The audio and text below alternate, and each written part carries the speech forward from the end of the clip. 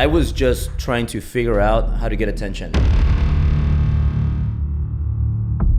I knew how to kind of be like a funny, cocky asshole. You know what? I'm going to give them what they want.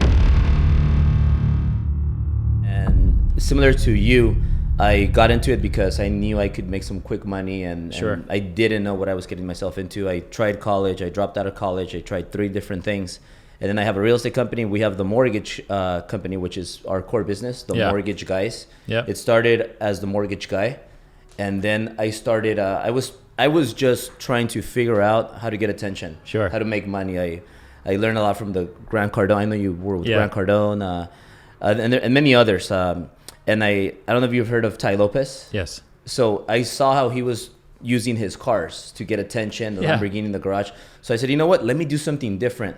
I don't have a lot of things on my side. I'm pretty funny sometimes, but I don't know much about real estate. So I said, let me just get a nice car, use it to market. Sure. I got a Ferrari. This was a little later though. And I used that to promote the business. You saw Ty Lopez. You were like, how am I going to make noise in this marketplace, right? What am I going to do? Okay, so I'm going to do it with a Ferrari. Yeah. Like for me, okay, I couldn't afford a Ferrari. And when $1 Million Listing came around and they were casting it, like I went to an open casting call with 3,000 real estate agents. I was probably the worst real estate agent who showed up. Like there's 80,000 real estate agents in this city.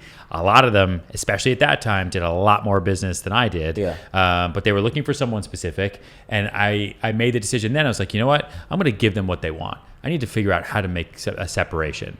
And a character that I'd played a lot, and like kind of TV stuff I did, the soap opera, I knew how to kind of be like a funny, cocky asshole, kind of like to be that role. Like personally, I'm like super shy, very introverted, like kind of, I have a sense of humor, but I like a homebody. I'd rather stay in. Like I don't want to go out and go to parties and clubs all the time, but I knew that wasn't going to work for the show and I knew I wouldn't get cast. So I kind of turned on the Ryan cocky asshole. I was like, okay, so this is who I'm going to be. And they were like, oh, this guy's crazy, right? This guy's nuts. And that's what they cast me as. So in the first couple of years, like I had to kind of play that role and kind of grow into it a little bit. But then once I met my wife and she came on the show and everything, and since the baby, if you've watched like this past year, the year before, I think I've started to become just more myself. But putting a camera in front of your face every day for a year,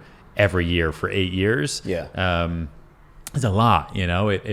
It's hard to be yourself, even though you think you are being yourself, because you kind of like amplify your mannerisms, you amplify your voice, you amplify the things that you do, and it makes a difference. So that's what I did to kind of create noise and to make myself known.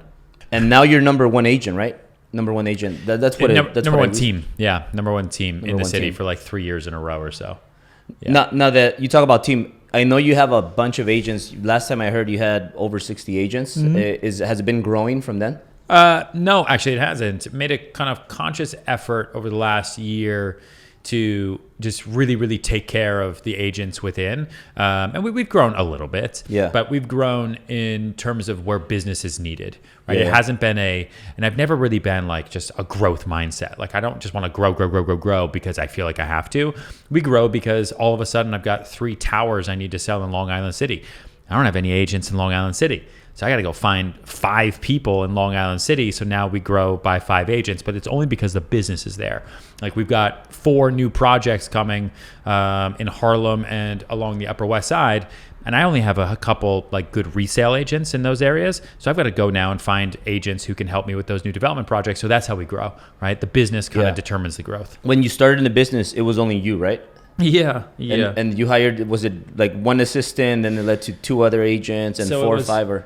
Yeah, so it was me, and then it was Yolanda, who was my intern at the time, and she's still here. Okay. She's still behind us. So it's Yolanda was my intern. She's still here. And then we hired a guy named Nick, and he was kind of my business partner for a little bit, and then that didn't work out. And then slowly but surely, we put together like a little team, and it kind of grew and then shrunk and then grew more and then shrunk and then grew a lot more and then shrunk.